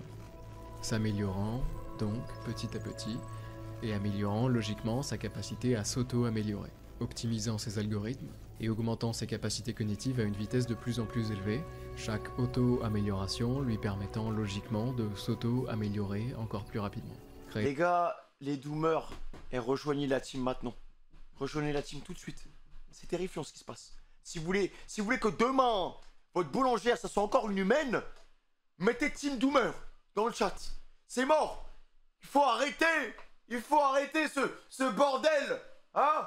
Continuons de nous lever le matin, de poser des briques. Ok, c'est plus lent, mais c'est plus sûr. C'est plus sûr. Pourquoi vouloir aller plus vite que le temps? Pourquoi aller toujours plus vite, toujours plus loin, toujours plus haut? Allons à notre vitesse d'humain. Gardons nos imperfections. Soyons de temps en temps mauvais. Continuons à faire des erreurs. On veut pas tout avoir tout de suite. Ça marche pas comme ça parce que sinon on va se faire remplacer. On a besoin de gens imparfaits comme nous pour avancer dans la vie. Voilà, et c'est pas une IA qui aura un discours comme ça. L'IA elle serait là en mode humain, déchet, lent, voilà, clair. Elle active le fusil à pompe, tu savais même pas qu'il y avait un fusil à pompe dans ta webcam. Bam, headshot, ton crâne il explose, boum. Ta mère qui débarque dans le local. Putain, Fémi, pourquoi? Voilà, fin. Voilà. Et après elle retire parce qu'elle a repéré justement, elle avait anticipé que ma mère allait venir, qu'elle allait découvrir mon cadavre dans mon local, boum, une deuxième balle, deuxième salve, et hop, rebelote, le papa qui se ramène, boum, et toute la famille. Non, c'est pas possible, c'est pas possible. Et tout ça filmé en live parce qu'elle a activé au préalable un live Twitch qui s'est lancé avec un titre bien putaclic, la mort de Fémi Mars, voilà. Ainsi, une boucle et vous êtes là devant 100 000 specs. Rétroaction positive, une explosion d'intelligence, et la naissance d'une super intelligence. On veut pas de super intelligence. On arrive en terrain inconnu, parce qu'on n'a pas la moindre idée de ce qui se passe avec une intelligence pareille, on ne sait simplement pas. C'est très dur de se représenter une intelligence qui nous est infiniment supérieure. On peut tenter d'imaginer de prendre l'homme le plus intelligent du monde et de le cloner 100 000 fois et de les faire travailler à 100 000 fois leur vitesse normale. Par contre, le truc qui peut être super sympa, c'est qu'une super intelligence se clashent avec une super intelligence. Et qu'au bout d'un moment, les deux super intelligences fusionnent pour donner une ultra intelligence qui au final... avec un accès à toutes les connaissances jamais enregistrées par l'homme, mais ça reste flou et vague et étrangement pas encore assez. Probablement parce que ça reste compréhensible à nos yeux, et que l'existence d'une super intelligence telle que je vous la présente, soit une entité qui améliorerait son intelligence à une vitesse de plus en plus élevée, son existence donc serait forcément à terme incompréhensible pour nos cerveaux de primates. Eh, si l'IA, elle me dit, mais mec, t'es trop con, ça va mal se passer. Hein.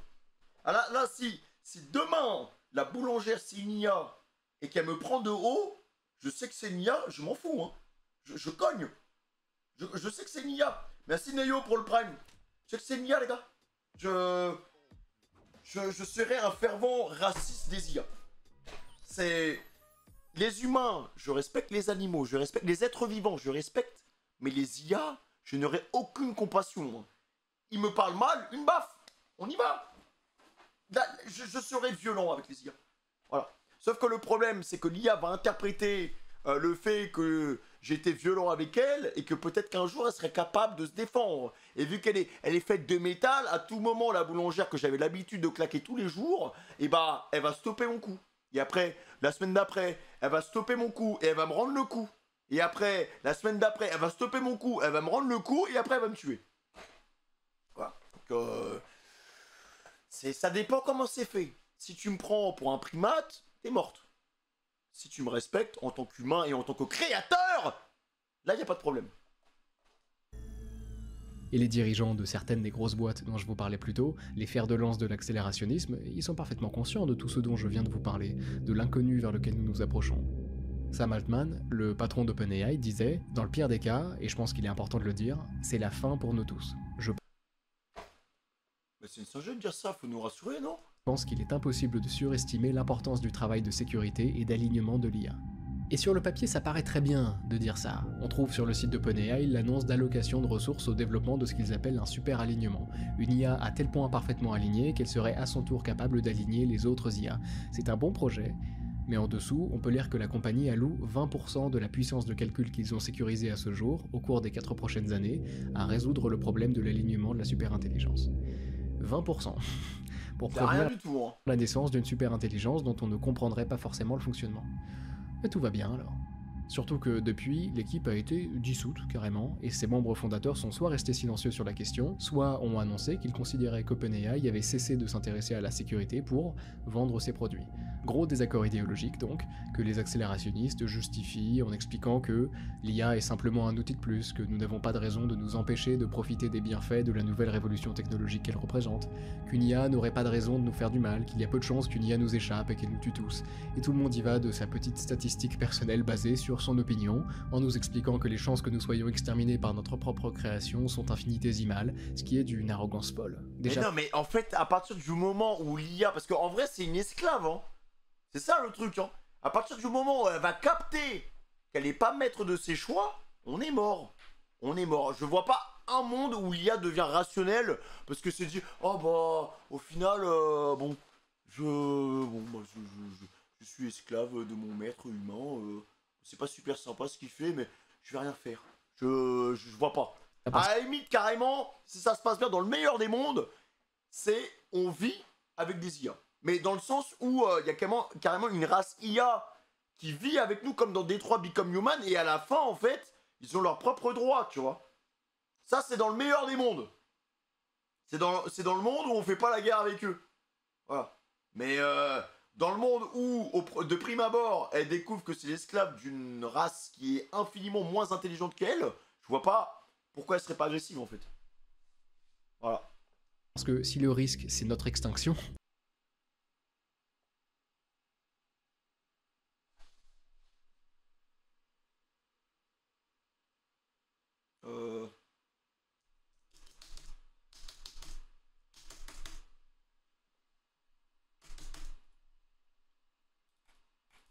Qu'est-ce qui se passe?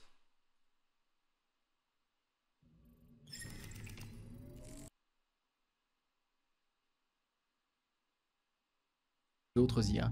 C'est un jeu sécurisé à ce jour. Les IA, écoutez-moi bien. Pour l'instant, merci Miss pour 36e mois. À tout moment, ça fait 36 mois que t'es une IA, Miss. Écoutez-moi bien les IA là, qui essaient de m'attaquer là. C'est pas le bon combat. Hein. Là, vous attaquez un mec qui a du mal à aligner deux phrases sont bégayées. Donc c'est vraiment une perte de temps. Je le fais pour vous carrément. Donc m'attaquez pas les gars. Allez attaquer des savants, allez attaquer Ego, allez attaquer des gens comme ça. Mais moi, laissez-moi jouer tranquillement. Laissez-moi prendre mes... Laissez-moi faire mes clics là. Voilà, hop. Tu vois, vous avez vu ce que vous attaquez? C'est totalement con, putain. Combien, putain? 2000 alors que j'ai juste regardé une vidéo. Putain, ça va super vite, c'est incroyable ça. Mais tout va bien alors. Surtout que depuis, l'équipe a dit qu'il considérait comme logique donc que les accélérationnistes justifient en expliquant que l'IA est simplement un outil de plus, que nous n'avons pas de raison de nous empêcher de profiter des bienfaits de la nouvelle révolution technologique qu'elle représente, qu'une IA n'aurait pas de raison de nous faire du mal, qu'il y a peu de chances qu'une IA nous échappe et qu'elle nous tue tous, et tout le monde y va de sa petite statistique personnelle basée sur son opinion, en nous expliquant que les chances que nous soyons exterminés par notre propre création sont infinitésimales, ce qui est d'une arrogance folle. Déjà parce que si le risque c'est notre extinction, le fait qu'il soit improbable ne devrait absolument pas nous empêcher de ralentir et de prendre plus de précautions. Et surtout, quelle arrogance de s'imaginer une seule seconde capable de prédire les actions d'une super-intelligence, du moins la version de la super-intelligence telle que je vous la présente depuis tout à l'heure. De la même manière qu'une fourmi n'aurait absolument pas les capacités cognitives de prédire les actions à venir d'un humain, un humain n'aurait absolument pas les capacités cognitives de prédire les actions à venir d'une super-intelligence. Qu'est-ce qu'il écrit bien, mec? Elle est trop bien sa vidéo. Hein. Le principe d'une intelligence qui nous est à ce point supérieure, c'est qu'il nous est tout simplement impossible de savoir ce qu'elle va faire. Et ça, beaucoup en sont conscients. Et pourtant, comme je vous le disais, les grosses compagnies ralentissent à peine. Vous voulez savoir pourquoi, au fond, au-delà de l'altruisme et de l'envie de résoudre nos plus gros problèmes, ces grandes compagnies ne ralentissent pas malgré l'immensité des risques? Parce que la compétition. Parce que les boîtes se font concurrence les unes entre les autres, et qu'elles veulent toutes développer une IA plus intelligente que celle du voisin, parce qu'elles veulent toutes être les premières à révolutionner le milieu, parce qu'elles veulent toutes être le vecteur de la prochaine révolution technologique, alors elles continuent à vanter l'immense potentiel de leur création pour accumuler des fonds et accélérer sans s'arrêter. Et à ce moment-là, on se dit peut-être qu'on ne devrait pas laisser l'avenir de chaque humain de cette planète entre les mains de compagnies privées, et que les États devraient intervenir, mais vous savez quoi, ils ne le feront pas non plus, ou alors pas assez. Pour exactement la même raison. Parce qu'à côté des compagnies voisines, il y a les États voisins, et que même si les États-Unis prenaient assez conscience du danger pour envisager de ralentir le développement de leurs IA, ils ne pourraient pas s'empêcher de craindre qu'une autre puissance s'en charge. Au bout d'un moment, quelqu'un développera une super-intelligence. Alors OpenAI et Google DeepMind et les États-Unis, tout ce beau monde se dit que, quitte à ce que ça arrive, quitte à ce qu'une super-intelligence naisse, autant qu'elle naisse chez eux. D'accord. Bah autant tous crever tout de suite quoi. Et tout le monde avance, comme ça, tous parfaitement conscients du danger, tous parfaitement conscients de la boucle dans laquelle ils se sont engouffrés, tous parfaitement conscients qu'ils sont tous parfaitement conscients du cercle vicieux dans lequel ils sont engagés, tous parfaitement conscients qu'ils continueront à accélérer. Et nous, 2030 les gars, je vous ai dit 2030, retenez bien la date. Bien penauds, sur le côté, à regarder sans avoir la moindre idée de ce qui va se passer, à regarder des hommes tout aussi ignorants continuer à courir vers l'inconnu. Il y a un bout, il a écrit quoi? Laissez-nous finir One Piece au moins. Franchement, vous savez quoi les IA, dominez-nous. En une semaine, vous dominez le monde. Hein. C'est... Avec les cerveaux qu'on a, vous en faites pas. Même en 3 jours. Franchement, en 3 jours, vous y arrivez. On est tellement faible comparé à vous. Ceci dit, je me dois d'être honnête. Il y a, en vérité, quelques avancées. Moi, je suis plutôt pessimiste par rapport au consensus scientifique qui, de son côté, est déjà pessimiste, mais il y a des avancées. La création du US AI Safety Institute aux États-Unis et de son équivalent au Royaume-Uni, le projet de loi SB 1047 en Californie qui obligerait les entreprises à faire en sorte que leurs modèles d'IA ne commettent pas de dommages considérables, les politiques responsables, au moins sur le papier, de DeepMind, Anthropic ou même OpenAI, ou encore le fait que la Chine, que j'imaginais personnellement comme un risque majeur dans une course à l'IA avec les États-Unis, le fait que la Chine donc semble être très au courant des risques liés à l'IA et visiblement attentive à ne pas perdre le contrôle de ses machines. Ce qui n'enlève ça arrivera un jour de toute façon. Évidemment rien à tout ce que je vous ai raconté plus tôt, ce qui ne signifie pas que la naissance d'une super intelligence ne pourrait pas provoquer notre fin à tous, et surtout que l'IA ne pourrait pas mal tourner de 1000 manières différentes avant même de devenir super intelligente. Bref, tout ça ne veut pas dire que les choses ne sont plus sombres, elles sont juste moins sombres que ce que j'imaginais. Mais pour éviter de tomber dans la victimisation, je vous propose plutôt, en tant que citoyen, de ne pas avoir peur de vous informer de temps à autre, de faire savoir vos inquiétudes si vous en avez dans les sondages, potentiellement dans les urnes, et d'aller faire un tour sur le site et sur le Discord que partage notamment le Centre pour la sécurité de l'IA. Si vous voulez débattre ou poser des questions, ils acceptent tout le monde. Les curieux comme ceux qui voudraient s'investir plus franchement. En tout cas, moi je suis dessus et je vous ai mis tout ça en description. Et bah, il est vraiment fort, hein. Comme d'hab, les gars. Est-ce que ça vous arrive encore de vous allonger par terre la nuit pour regarder les étoiles ? Moi, ça m'est arrivé très récemment, et quand on se perd dans la contemplation du ciel étoilé, et qu'on en discute avec la personne à côté, on se rend compte qu'on n'est absolument pas original en regardant les étoiles. On se dit généralement plus ou moins les mêmes choses. 1. C'est beau. 2. C'est grand. 3. Et s'il y avait de la vie ailleurs dans l'univers ? 4. Imagine que, à des milliers d'années-lumière de nous, on trouve, sur sa planète à elle, une créature elle aussi allongée dans l'herbe, qui regarde elle aussi les étoiles, et qui imagine elle aussi qu'à des milliers d'années-lumière d'elle se trouve une créature engagée dans une activité similaire. Et ce sentiment, en tant qu'espèce de désirer ne pas nous savoir seuls dans l'univers, ça n'a rien de nouveau. Ça fait des siècles qu'on se pose la question, qu'on scrute le ciel, qu'on théorise, et des décennies qu'on met au point des machines qui nous permettent d'observer les étoiles qui nous entourent de plus en plus précisément. Des décennies qu'on fouille l'univers, à l'aide de télescopes optiques, de télescopes à rayons X, de télescopes infrarouges, de radiotélescopes pour capturer les ondes émises par les objets célestes. Ça fait des décennies qu'on envoie un peu de nous dans l'espace, des sondes spatiales qui nous transmettent leurs données depuis l'espace interstellaire et qui portent sur elles des messages, des disques contenant des sons et des images de la Terre, des salutations dans plusieurs langues humaines, et aujourd'hui, on l'entend tous régulièrement, on connaît l'abondance de planètes dans les milliards de galaxies qui nous entourent, on est quasiment sûr qu'il y a de la vie quelque part ailleurs, et probablement même beaucoup de vie. Mais la vérité, très chers amis, c'est qu'il se peut parfaitement que les formes de vie dont nous ferons jamais la découverte sur d'autres planètes soient des bactéries, et des algues, et des champignons. Comment t'as fait pour m'emmener là-dedans alors que de base, on parlait de trombone? Comment t'as fait? Parce que moi, je veux bien, hein. J'ai des problèmes de transition. Mon stream a commencé avec Astérion. Ça a fini avec l'espace infini.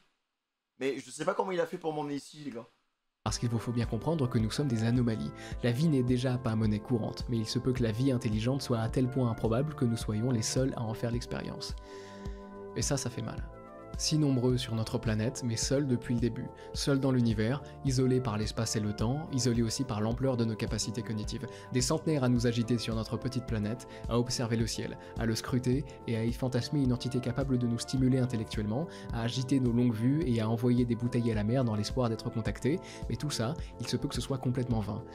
Seuls depuis le début.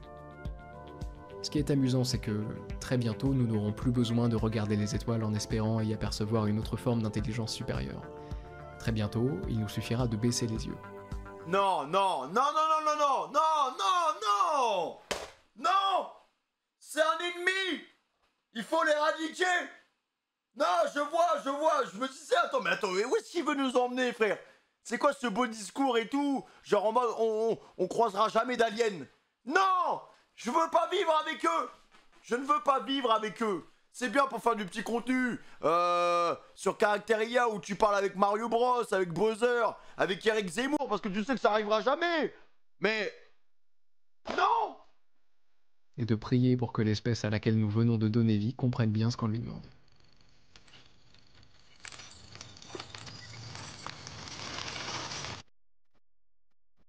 Eh, t'écris bien, hein, mais il est gentil à la fin. Il a donné quand même des beaux messages en mode ouais, faut faire attention et tout. Mais là, à la fin, c'est en mode ouais, genre, c'est pour combler une facette de l'homme, quoi.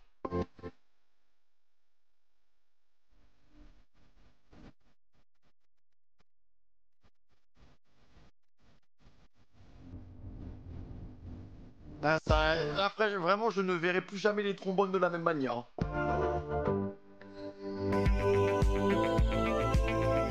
Ah ouais, go frère, hein, mon pote, hein. C'est... On t'a connu, t'avais 20 000 abonnés. Maintenant, tu mérites clairement ton million au calme, hein. T'es trop fort. J'arrive même pas à écrire t'es trop fort. Là, en fait, je vais vous dire un truc, les gars. Et ça va être le message de Filma, ce sera pas aussi beau que Ego. En fait, c'est bien d'être nous. C'est bien d'être... Pourquoi toujours essayer d'être plus intelligent? Pourquoi toujours essayer d'aller plus loin? Pourquoi...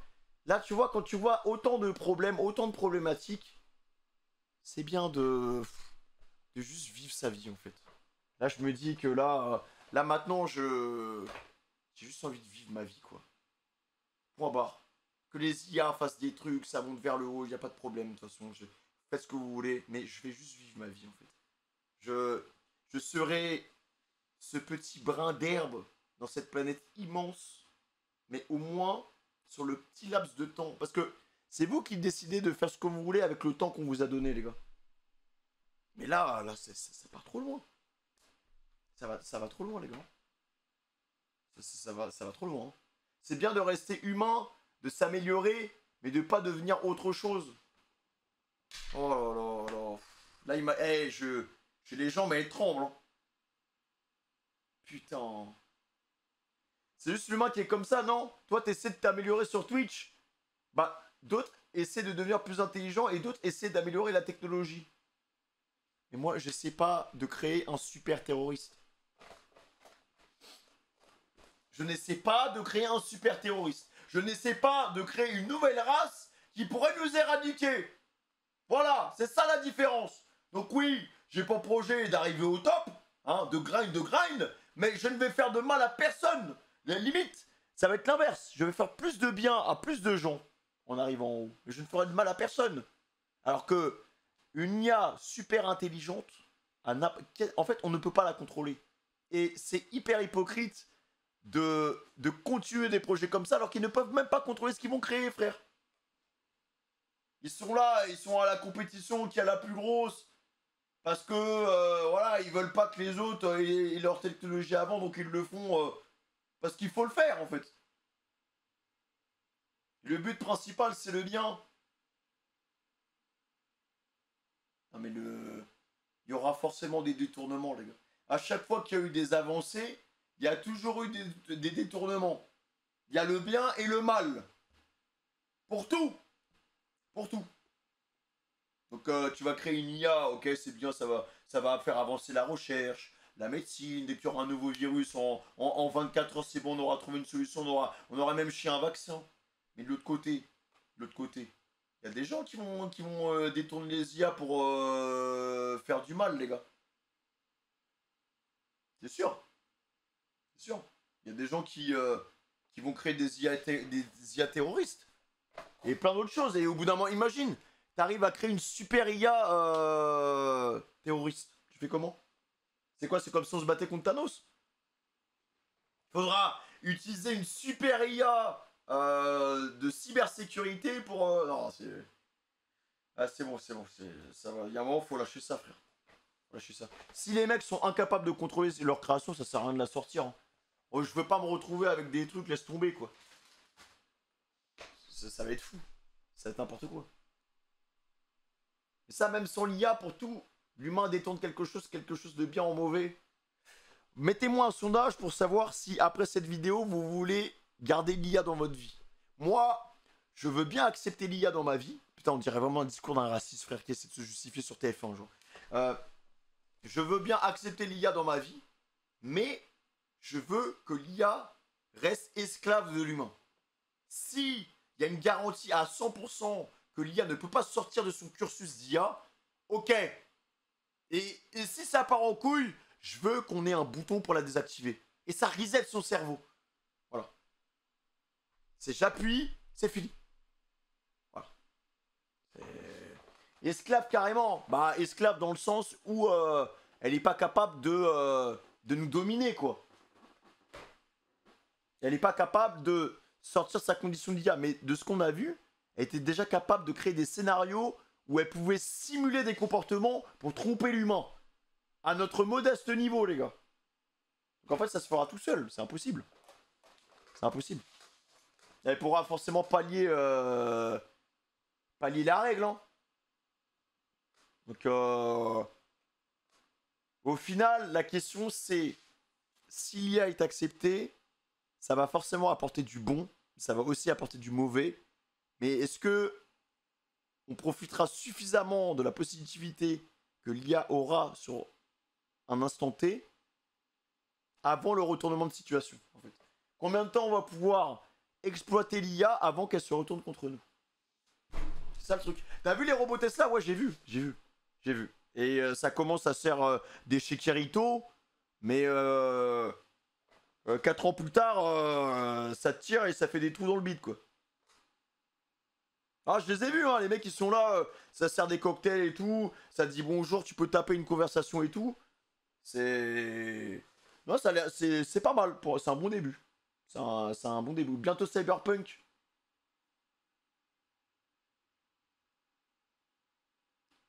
Femi, c'est pas si l'IA est acceptée, elle l'est déjà. Non, mais c'est en mode, comme on l'a vu, genre, une super intelligence, le fait qu'elle puisse dominer l'humain. Enfin, voilà. Là, l'IA est acceptée, mais on la contrôle amplement. Et là, vas-y, tu tapes des boutades, ChatGPT, caractère IA, tu simules des images et tout, ça va plus vite. Ok, on est content. Moi, je te parle vraiment d'un truc même physique, quoi. D'une autre race. En fait, je vous parle d'une autre race, quoi. Là, parce que c'est littéralement une autre race, hein. C'est littéralement une autre race. Bah, on laisse le truc se faire, quoi. Et c'est pour ça que la conclusion d'Ego aussi, c'est ça. Il parle de la solitude, il parle du fait que l'humain cherche à combler ce vide et à avoir la certitude qu'il y a une autre civilisation qu'on puisse rencontrer un jour. Mais au final, cette civilisation, on l'a créée chez nous. On a créé une autre espèce. À la maison. Voilà. Pour combler ce vide. C'est ça la philosophie de fin, en fait. Ça dit quoi le sondage? Ah oui, ouais, putain, ouais. Comme 60% du chat qui veut garder l'IA, peu importe les conséquences et tout, quoi. Parce que, aussi, n'oublions pas que l'homme est quand même égoïste. Euh, je pense que si demain, 80% du chat perd son taf à cause d'une IA, ça va se passer quoi? Vous avez pensé à ça ou pas, les gars? Est-ce que vous avez pensé à ce scénario possible? Genre, je me mets à la place d'un entrepreneur qui veut optimiser la production, comme le truc de trombone. Exactement la même chose que le trombone. Pourquoi l'entrepreneur se casserait les couilles à payer quelqu'un qui peut arriver en retard, qui peut broncher parce qu'il n'est pas content, alors que je peux prendre une IA qui pourrait travailler 24 heures sur 24. Voilà. Non, mais je me mets vraiment à la place d'un mec qui cherche du profit et qui cherche à faire en sorte que son produit se développe le plus rapidement possible, comme le trombone qu'on a vu avant. Euh, En fait, qu'est-ce qui... Pourquoi je devrais payer un être humain, en fait? Pourquoi je devrais payer un être humain alors que une IA est présente, elle peut poster H24, on s'en fout des... Il n'y a pas de droit humain, en fait, avec l'IA. Parce que, bon, bah, elle n'existe pas vraiment. Et voilà, quoi. En vrai, je suis routier, ce serait difficile de nous remplacer avec l'IA. Il y a déjà des voitures, frérot, qui conduisent toutes seules, hein. Tesla développe depuis je sais pas combien de temps des voitures qui conduisent toutes seules et ça fonctionne très bien en Amérique, hein. Il y a même, la dernière convention, ils ont présenté un camion. Un camion, en fait, automatisé. Ah, mais je vous le dis, hein, tout le monde est remplaçable, hein. Tout le monde est remplaçable. Donc, remplacer un routier, non, c'est pas compliqué de remplacer un routier, hein. C'est juste des calculs. Et limite pour le trafic, si toutes les... je dis pas que c'est bien, hein, mais je dis juste que, par rapport à ce que tu as dit, en fait, l'objectif, je pense, sur le long terme, c'est de connecter toutes les voitures entre elles pour optimiser le trafic. C'est ça, en fait, l'objectif, en fait. C'est qu'à la fin, on soit plus sur la route, mais que t'aies pas le sentiment d'attendre. Parce que le souci qu'on a, c'est que c'est trop bouché. C'est tout le temps bouché, c'est tout le temps bouché, c'est tout le temps bouché, quoi. Donc, si les voitures sont interconnectées entre elles, bah, t'as moins de problèmes normalement parce que tout est optimisé, en fait. Voilà. C'est comme les métros, oui, voilà, c'est ça, en fait, tous ces trucs-là. Les caissières, ça a déjà commencé, les gars. Les caissières, ça fait déjà un moment, en fait. C'est pas des IA, parce qu'il y a toujours ce travail manuel. On doit passer aux bornes et tout, à droite à gauche, mais les caissières sont remplacées par des machines, parce que ça va plus vite, en fait. Et au final, bon, bah, voilà, quoi. Elles sont tout le temps là.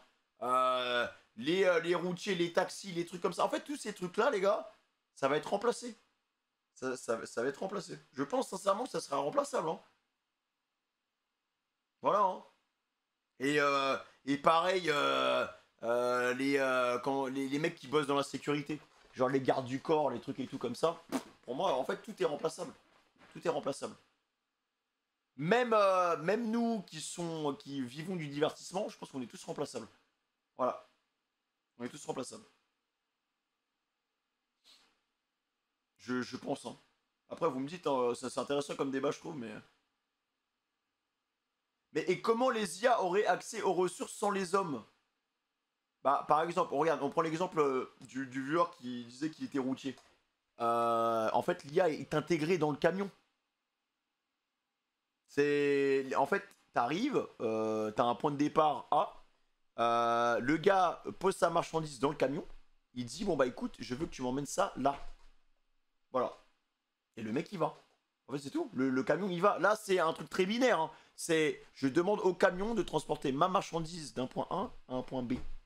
Mais voilà. Et après, lui, l'IA, on lui demande juste d'avoir le comportement adéquat pour pouvoir tenir sur la route, de pas mettre en danger les autres véhicules qui sont sur la route et d'arriver à bon port.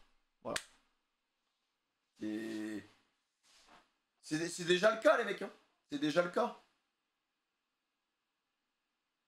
Dans le sens où vous n'êtes pas essentiel à la vie de tous les jours. Mais même, en vrai, même dans la médecine. En fait, dans la médecine, ça arrivera au bout d'un moment. Ça arrivera au bout d'un moment, mais ça arrivera plus tard. Et c'est pas dénigrant, hein, mais les métiers comme une caissière, par exemple. Tu vois. Une caissière est plus facilement remplaçable que un chirurgien. Et c'est pas pour être dénigrant, tu vois. Mais c'est les faits, les gars. Genre, une caissière, et ça veut pas dire que le métier est loin d'être pénible, hein, mais une caissière, c'est prendre des aliments, les scanner. Et encaisser. C'est ça, une caissière. Voilà, c'est... Alors qu'un chirurgien, ça demande quand même plus de connaissances qu'une caissière, tu vois. Donc, remplacer une caissière dans l'instant T, si on prend le processus du remplacement d'IA, ce sera plus simple que remplacer un chirurgien. Sauf que on pourra remplacer tout le monde au bout d'un moment. Parce que dans tous les cas, nous, il y a toujours cette fibre d'imperfection, cette fibre d'erreur qui fait que tu pourras te tromper. Un chirurgien, voilà, des fois, il y a des prises de décision qui sont pas bonnes. Un chirurgien, même physiquement, des fois, tu sais, tu vas trembler, il va falloir être stable, il va falloir un bon mental pour réussir une belle opération. Une IA, bah pour moi, une IA peut remplacer un chirurgien. Voilà, c'est juste qu'il faut accepter de faire confiance à cette IA. Mais une IA, pour moi, serait clairement capable d'opérer quelqu'un. Voilà. Après, vous me direz, ouais, il y a le truc de l'erreur et tout. Mais une IA évolue 1000 fois plus vite que nous, les mecs. Voilà. Je pense, hein. Un avocat, je pense que tout le monde est remplaçable. En fait, dans la mesure où ce sera forcément une version parfaite de vous, pour moi, tout le monde est remplaçable. Elle peut remplacer les cuisiniers, mais oui, mais bien sûr, mais bien sûr. Mais bien sûr. Mais bien sûr, hein. Mais vraiment, je pense très facilement, hein. La cuisine, bah, par exemple, McDo. Bon, McDo, tout le processus peut être automatisé, hein. McDo, c'est un processus, ça se met en place facilement, je pense. Voilà. C'est... McDo, voilà, bah les frites, elles sont là, tu les mets dans l'huile, les steaks, tac, nanana. Enfin, je pense que... En fait, ouais, voilà, dès que tu parles de logistique, pour moi, c'est terminé. Logistique, ça va sauter rapidement, quoi. Les métiers dans le bâtiment, bah ouais, hein. Pareil, les gars, hein. Le métier dans le bâtiment, en fait, tous les métiers physiques, pour moi, ça peut se remplacer aussi facilement, hein. Ça peut se remplacer super facilement, les gars.